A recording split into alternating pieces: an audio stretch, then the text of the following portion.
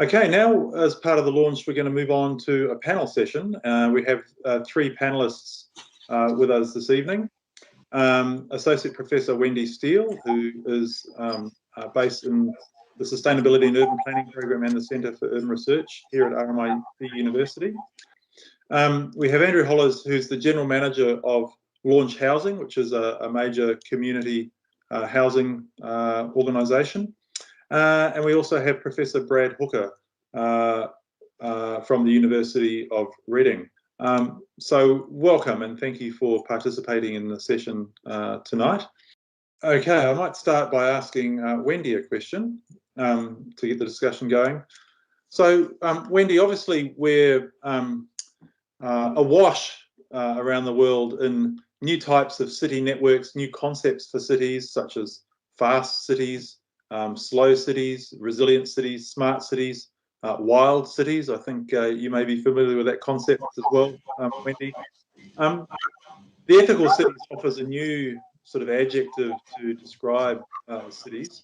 I wonder if you might be able to reflect on what contribution the notion of the ethical city can offer as an attribute or ambition for cities. Yeah, thanks, Jogo.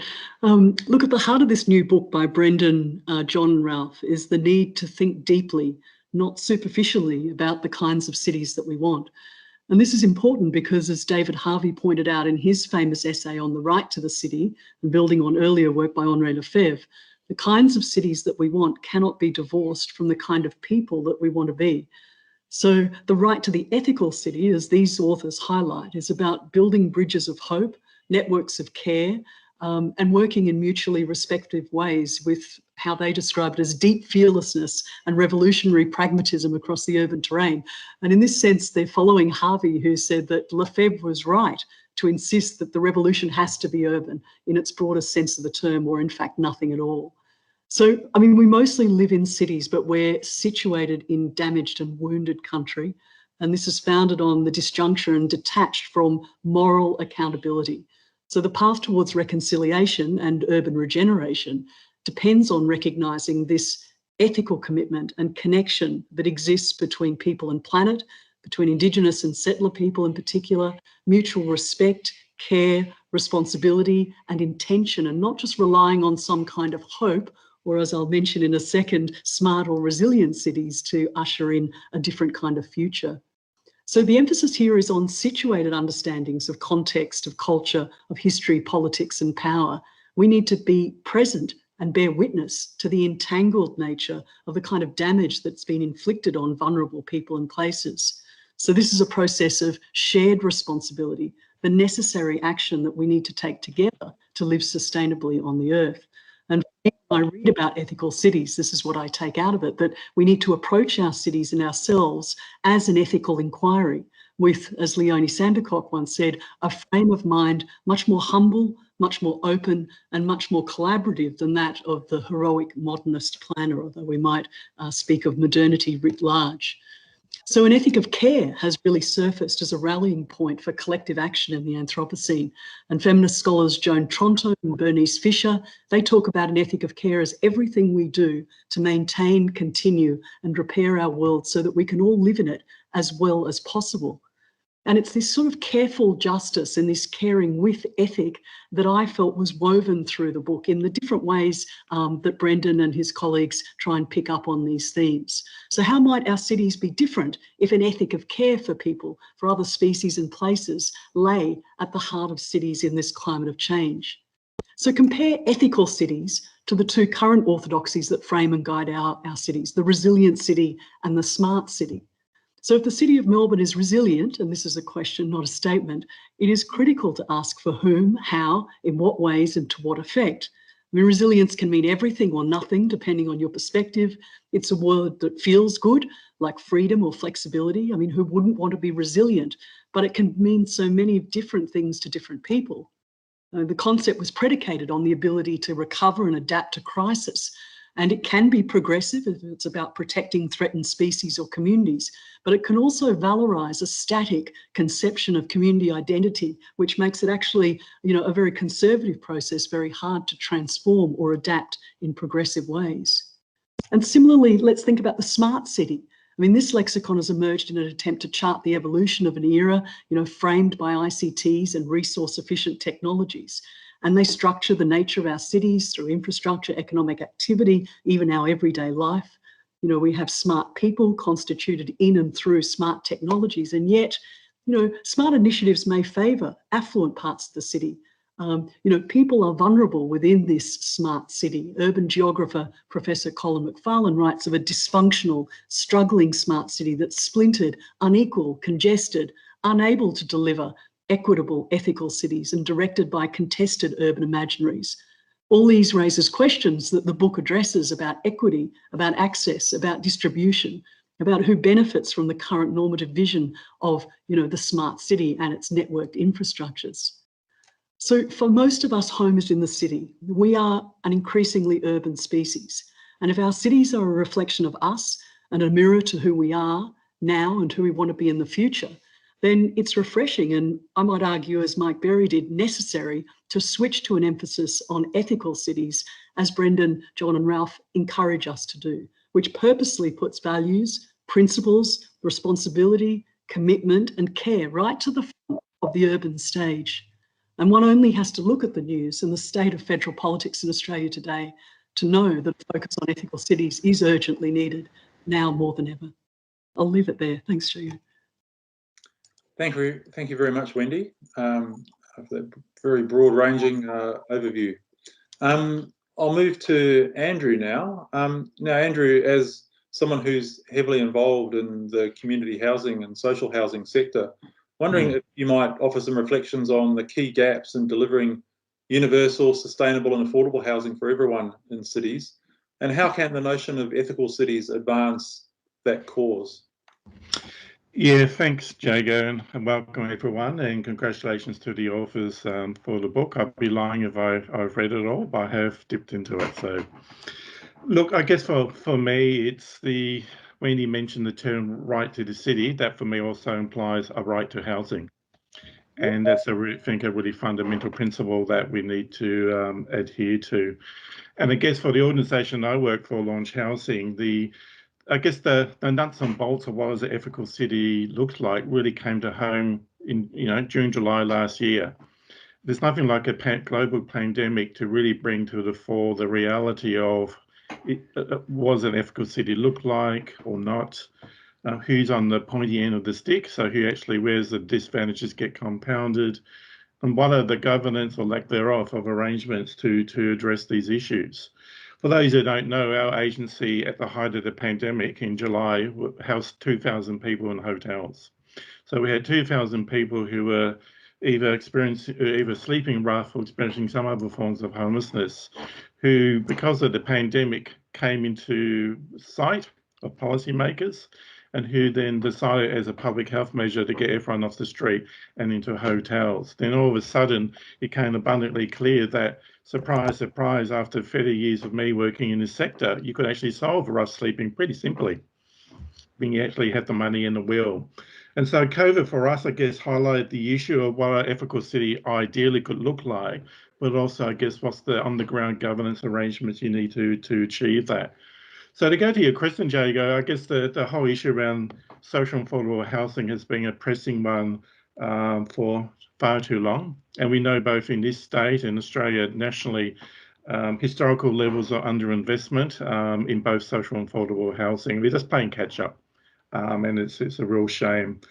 And I guess to state the obvious, despite some good announcements from the state government here in Victoria, not to be sniffed at, be fair to say that the federal government's gone missing in action again. And that's of grave concern, is that at a national level, you actually do need to have a national housing strategy to supply social and affordable housing now and over the next 2 to 3 decades. So I guess for us as an agency, COVID has highlighted obviously the need for housing, that, the health of one person is intimately bound with the health of everyone else. And to actually address that, both in terms of physical and mental health, you actually need housing. In some ways it's a no-brainer, but it seems far to be a really politically a difficult task to manage. But I guess for us also, the governance element here, which I know is important to a notion of an ethical city, I think comes to the fore. And for me, and declare self-interest, I'm tragic from the local government area in Victoria. Forms of local government, not just at a capital C level, but just other forms of municipal governance and local governance more broadly, I think, are now coming to the fore as a way of addressing this. And we are fortunate to see that basically on a municipal by municipal basis, you can actually work with local entities, local players, local communities to actually address things like rough sleeping and doing it in a really practical and manageable way. That for me is a great illustration of an ethical city in practice. Yes, it needs to have all the theory or the conceptual things around that, and I really love the book in achieving that. But there's also really some great examples being played out across Australia and sure in other countries where you can actually deliver on the notion of an ethical city. So to conclude from, I guess, my perspective and the perspective of the organisation that we live with, we've been long sort of lobbying, I suppose, to at least the city of Melbourne about, hey, come on, you can't sort of tout yourself as a well livable city when you've got rough sleeping. It just cannot be the case. You cannot have a case where you can tout yourself be a livable city or a smart city or a resilient city, where, as we shown last year, you actually had 2,000 of your citizens, albeit gross overrepresentation, at least about 20% of those who identify as Indigenous, as being experiencing some form of homelessness and trauma in a really sort of severe way. So I guess to conclude, an ethical city for us is a real issue. It's a really neat way of framing the politics of this. It does bring to the fore, as I said, not just the right to the city, but the right to housing is a fundamental principle. And that it does also, I guess, spotlight the importance of the different arrangements, governance arrangements, where you can actually achieve that. And my hunch is that into the future, the role of municipal governments, not all, but the role of municipal councils generally will become far more important in this space as well, because they can't wait. They can't wait to see and get action, certainly from the federal government, on issues of climate change, race, and the like. Homelessness, likewise, and affordable housing will be issues, I believe, that local councils and others will want to address, mainly for the lack of action at a more national level.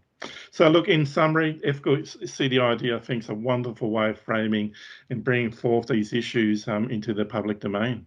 Thank you very much, Andrew. It's really great to have that housing perspective in the conversation, and kind of a fundamental feature of the ethical city, affordable and well-designed housing. I'd like to welcome Professor Brad Hooker from the University of Reading, from part of the university that's called Ethical Reading, which I'm not familiar with, but I look forward to hearing something about that in Brad's presentation. And I'm going to prompt you with a question, Brad. Why is intent and action on ethical cities needed, and how can it be achieved? How can we turn ethical cities from a concept into practice? Thank you very much for inviting me, and I'll be brief, but I'll start off by making a sort of explanation of what ethical reading is. Ethical reading is not actually connected to the university. I'm involved in ethical reading and worked at the university for a long time, and some of the other people who are involved in ethical reading come from the university, especially from the philosophy department at the university. But they really, in some sense, they happen to be in the same town.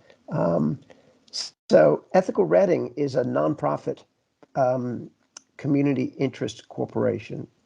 Community interest company is the technical name, which was founded by people who retired early, having done well in software and wanted to improve the city in which they lived. And I'll come back and say a few more things about ethical reading in a moment. But let me first turn to the book, which I very much enjoyed. And the first thing to do is for me anyway, is to say that the book's main theme is that ethical cities need to do a number of different things, one of which is reduce poverty and inequality, another which is to increase good governance, democracy, and social inclusion, and the third is to address the climate crisis. Now, Brendan, Ralph, and John add respect for human rights, enhancing resilience, and improving quality of life as other characteristics of ethically oriented cities. But I think it's fair to say that reducing poverty and inequality, increasing good governance, and addressing the climate crisis are the sort of three main outcome aims. Now, they also have a process aim, and the process aim is to have the city be governed in a way that's transparent and accountable, and have an engaged population in the city, including, I was going to say all stakeholders, but that just means everyone, having an engaged population, ultimately making the decisions about their city. Now, there's naturally some tension here between the specificity of the outcomes identified, reducing poverty and inequality, increasing good governance, and addressing the climate crisis on the one hand, and the process aim of open-ended democratic process on the other. And the book is open about that tension. I mean, why? Well, because there's a danger, of course, that democracy can get hijacked by lies, scapegoating, intimidation, playing on people's fear of outsider, on people's fears of economic competition, on people's fear of losing their rank in the socioeconomic order, etc. In order for democracies to have a good chance of choosing good rulers and good policies, there has to be a free and conscientious press to find and impartially report the facts.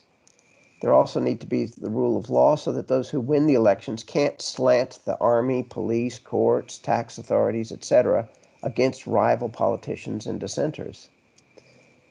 Although humans are capable of wonderful acts, humans are also prone to trying to rig and exploit systems and situations to the advantage of themselves, their circle, their supporters.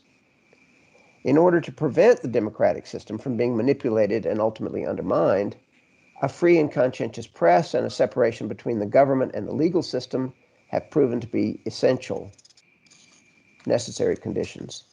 Even then, there's no guarantee that the democratic decisions will have good outcomes. Actually, let me just add, I should have said, well, of course, now it's not the sort of free press, and the discussion of the free press and the discussion of the social media go hand in hand.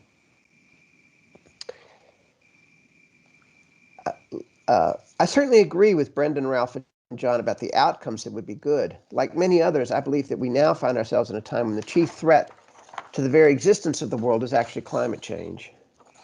Thus, unless the highest priority now, in my view, thus the highest priority now, in my view, should be for cities to be redeveloped so as to reduce their carbon output to net zero.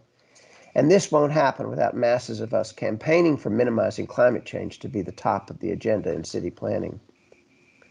Now, Ethical Reading, as I've mentioned before, the nonprofit that I'm here representing today, has improved sustainability in Reading and the surrounding area has improving sustainability in Reading and the surrounding area as one of our main programs, one of our main points of activity. But we have other programs as well. A program to get organizers to commit to a code of ethics, a program to get organizations to be more ethical in their recruitment of staff, which is a big problem in Reading, a program to help organizations do more for mental well-being of their staff, and a program of increasing awareness of ethics in the city and its schools, with meetings of various kinds, social media events, and liaisons with schools. Ethical Reading's idea is that if our city can earn a reputation as a city where people are willing to help each other, a city where honesty is prized, a city where business and nonprofit organizations have a strong ethical consciousness, including on sustainability, then our city will be a nicer place to live and work, and people and companies will be attracted to move here and then stay, which will increase the economic prosperity of the area. So I think that conclusion coheres with Wendy's remarks about care and concern, mutual care and concern being a core idea, at least of Ethical Reading's project. I'll stop there. Thank you very much.